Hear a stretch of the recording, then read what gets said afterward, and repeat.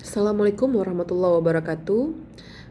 Langsung saja kita ke materi mengenai pengertian dan konsep hukum kontrak. Nah, eh, hukum kontrak kalau dalam bahasa Inggris itu disebut dengan contract of law. Kalau dilihat dari bahasa Belanda disebut dengan overeenkomstrecht.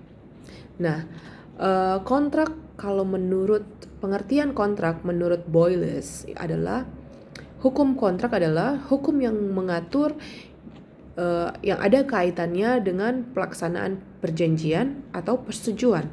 Nah, kalau menurut ensiklopedia, kontrak adalah persetujuan dan ikatan warga hukum.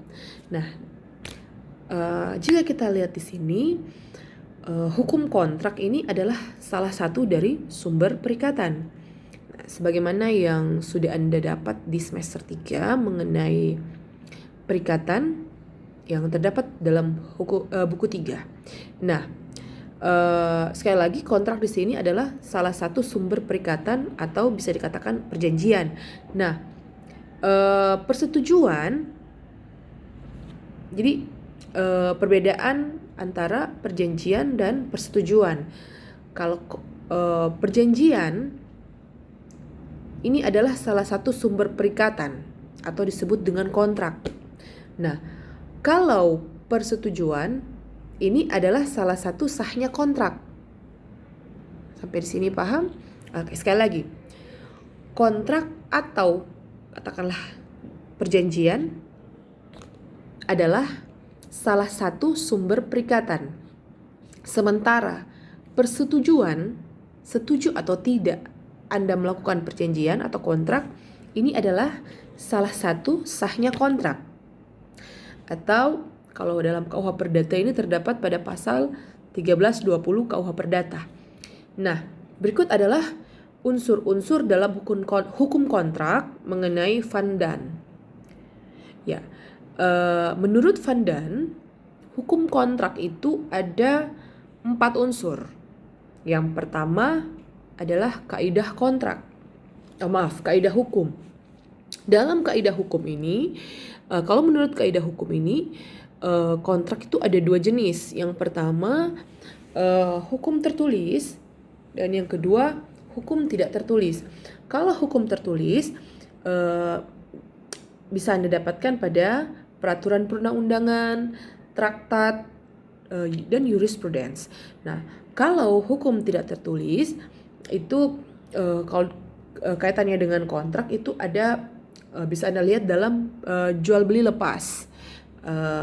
Kemudian kebiasaan. Nah, kebiasaan ini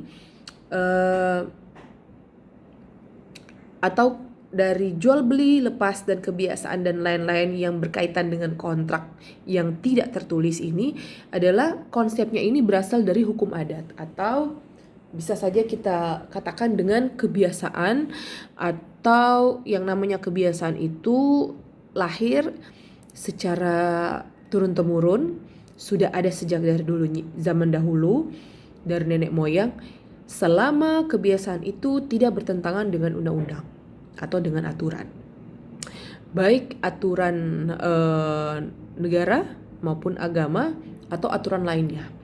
Nah, kemudian yang kedua dari unsur-unsur hukum kontrak menurut Van Dan ini, yang kedua adalah subjek hukum.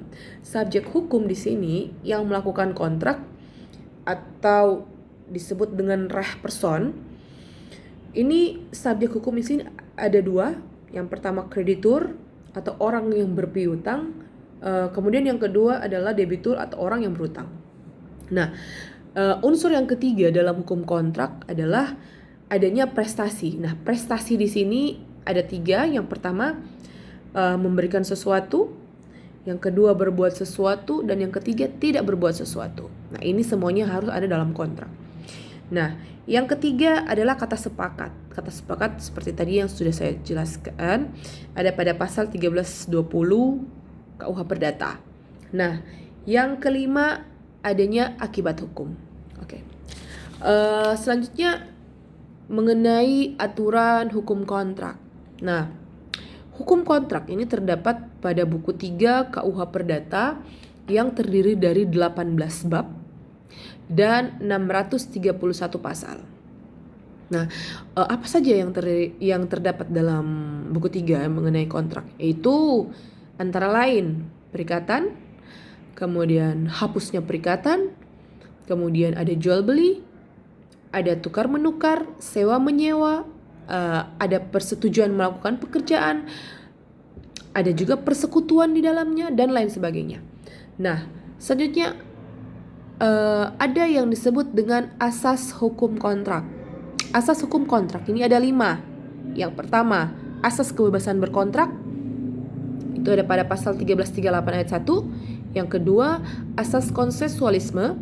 Ada pada pasal 1320 ayat 1. Yang ketiga, asas pacta sunt servanda. Ini ada pada pasal 1338 ayat 1. Yang keempat, asas itikat baik. Ada pada pasal 1338 ayat 3. Yang kelima, asas kepribadian. Ada pada pasal 1315 dan 1340 KUH Perdata. Oke, sampai di sini dulu materinya, penjelasannya. Jika ada yang ingin bertanya, disilahkan untuk komentar. Jangan lupa untuk mengisi daftar hadir di kolom komentar. Terima kasih. Wassalamualaikum warahmatullahi wabarakatuh.